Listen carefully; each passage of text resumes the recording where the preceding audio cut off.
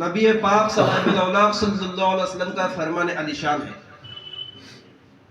جو کوئی یہ چاہے کہ بروز قیامت اپنے رب سے اس حال میں ملے کہ اس کا رب اس سے راضی ہو، جو کوئی چاہے کہ بروز قیامت اپنے رب سے اس حال میں ملے کہ اس کا رب اس سے راضی ہو، تو اسے چاہیے کہ وہ مجھ پر کثرت سے درود و سلام پڑھے۔ سبحان اللہ۔ آپ چاہتے ہو کہ ہمارا خدا ہمیں اس حال میں ملے کہ ہم خدا سے راضی اور خدا ہم سے راضی؟ بے شک چاہتے ہو، کہیے بے شک چاہتے ہیں۔ تو اس کے لیے ایک چھوٹا سا عمل ہے کہ کثرت سے درود پاک پڑھتے رہیں گے، انشاءاللہ تعالی اللہ ہم سے راضی ہو جائے گا۔ چنانچہ یہ محفل پاک عاشق رسول حضرت سیدنا اویس کرنی رضی اللہ تعالیٰ عنہ کی محبت میں سجائی گئی ہے، اور ایسے بندوں کے متعلق اللہ تعالیٰ قرآن پاک میں فرماتا ہے قل ان کنتم تحبون اللہ، اے میرے محبوب کہہ دو اگر تم چاہتے ہو کہ اللہ تم سے محبت کرے، فاتبعونی یحببکم اللہ، میری پیروی کرو۔ کیا فرمایا اللہ نے؟ اے میرے محبوب آپ کہہ دیجئے لوگوں سے کیا کہ اگر تم چاہتے ہو کہ اللہ تم سے محبت کرے تو میری پیروی کرو، یعنی رسول کی پیروی کرو۔ پھر جب تم رسول کی پیروی کرو گے یحببکم اللہ، پھر اللہ تعالیٰ تم سے محبت کرے گا، اور محبت ہی نہیں کرے گا، یغفر لکم ذنوبکم، اللہ تعالیٰ تمہارے گناہوں کی بھی بخشش فرما دے گا، واللہ غفور الرحیم، اور بے شک اللہ تعالیٰ معاف کرنے والا بخشنے والا غفور الرحیم ہے۔ پتہ یہ چلا ایمان والو، اگر کوئی ایمان والا یہ چاہے کہ میرا رب مجھ سے محبت کرے تو اس کے لیے ایک ہی واحد علاج ہے کہ رسول اللہ صلی اللہ علیہ وسلم کی پیروی کرے۔ جب تک رسول کی پیروی نہیں کرے گا تب تک اللہ اس سے محبت نہیں کرے گا۔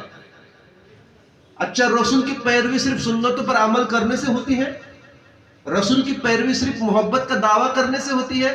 نہیں، صرف نقلی پیروی نہیں، اصلی پیروی چاہیے، اور حقیقی پیروی وہ ہوتی ہے کہ رسول سے بے پناہ محبت کرے اور رسول کے طریقے سے بھی بے پناہ محبت کرے، اس کو کہتے ہیں رسول کی پیروی۔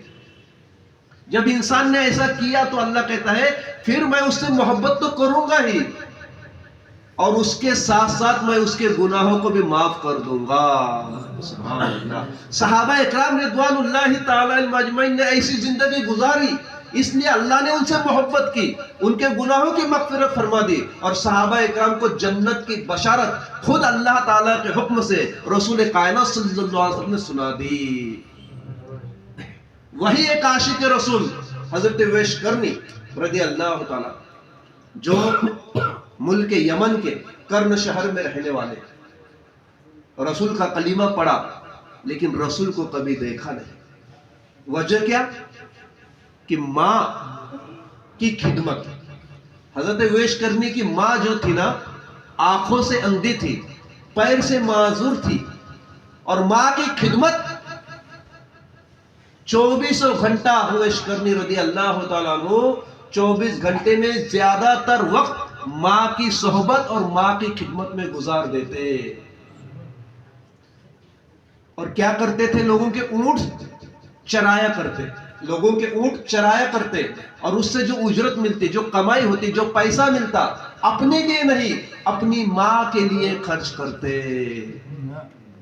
پھر خود کے لیے کیا کرتے؟ خود کے لیے پھٹے پرانے کپڑے پہنتے، خود ہلکا سا کھانا کھا لیتے لیکن اپنی ماں کو بہترین غذا کھلاتے۔ وہی اویس کرنی رضی اللہ تعالیٰ عنہ کو رسول اللہ صلی اللہ علیہ وسلم سے بے پناہ محبت تھی، لیکن رسول کو دیکھا نہیں تھا۔ امی سے کہتے امی مجھے اجازت دے دو کہ میں ایک مرتبہ اپنے آقا محمد رسول اللہ صلی اللہ علیہ وسلم سے ملاقات کروں، مل کر آؤں۔ امی کہتے بیٹا وہ ایسا رسول ہے کہ جس کا کلمہ میں بھی پڑھتی ہوں تو بھی پڑھتا ہے، لیکن اے میرے بیٹا وہ ایسے اللہ کے حبیب ہے کہ ابو بکر آیا تو ان کا ہو گیا، عمر آیا تو ان کا ہو گیا، عثمان آیا تو ان کا ہو گیا، اور علی کا تو پوچھو ہی مت، وہ تو ان کے ہی ہے۔ اے میرے بیٹا جو رسول کی خدمت میں جاتا ہے، رسول کے جمال جہاں آرا اور نورانی چہرے کو دیکھ کر کے وہ رسول کا ہو جاتا ہے، رسول کا کلمہ بھی پڑھتا ہے، رسول کی خدمت میں بھی ہو جاتا ہے، اور رسول کے ساتھ ہی رہنے لگتا ہے۔